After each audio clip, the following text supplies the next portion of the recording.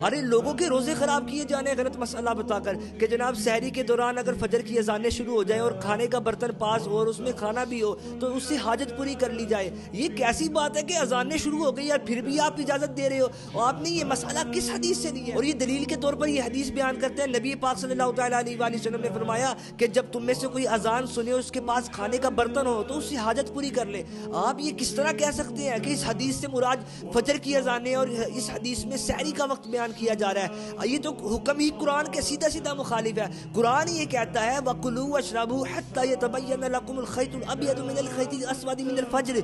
فرمایا کھاؤ اور پیو. روزہ دار سے فرمایا جا رہا ہے کھاؤ اور پیو یہاں تک کہ تمہارے لیے ظاہر ہو جائے سفیدی کا ڈورا سیاہی کے ڈورے سے. اب اس سے مراد کیا ہے؟ عبداللہ بن مسعود فرماتے ہیں اس سے مراد یہ ہے کہ رات چلی جائے اور دن آ جائے. اور یہ سفیدی کا ڈورا کیا؟ کبھی جائے نا میدان میں اور فجر کا وقت شروع ہونے والا ہو، آپ دیکھیں گے کہ آسمان کے کنارے میں سفید دھاگے جیسی ایک سفیدی ظاہر ہوگی.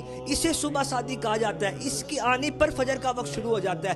اللہ پاک فرما رہا ہے کہ اس کے ظاہر ہونے کے بعد کچھ کھانا پینا نہیں، اور آپ کہہ رہے ہیں کہ جو کھانے کا برتن ہے اس سے حاجت پوری کر لی جائے. اور جو دلیل آپ پیش کر رہے ہیں کہ نبی پاک صلی اللہ تعالیٰ علیہ وآلہ وسلم نے فرمایا کہ جب تم میں سے کوئی اذان سنے اور اس کے پاس کھانے کا برتن ہو اس سے حاجت پوری کر لے، اس سے مراد فجر کی اذان نہیں. اس سے مراد یہ بھی تو ہو سکتا ہے نا کہ کسی روزہ دار نے وقت مغرب شروع ہونے پر روزہ افطار کر لیا، پھر مغرب کی اذانیں شروع ہو گئی، مغرب کی اقامت پڑی جا رہی ہے، اب اس کے کانوں میں آواز آئی، اب اس سے یہ فرمایا جا رہا ہے کہ پہلے اپنی حاجت پوری کر لو پھر نماز کی طرف جاؤ. تو خدا را یہ پیغام آگے شیئر کریں تاکہ لوگوں کے روزے خراب نہ ہوں.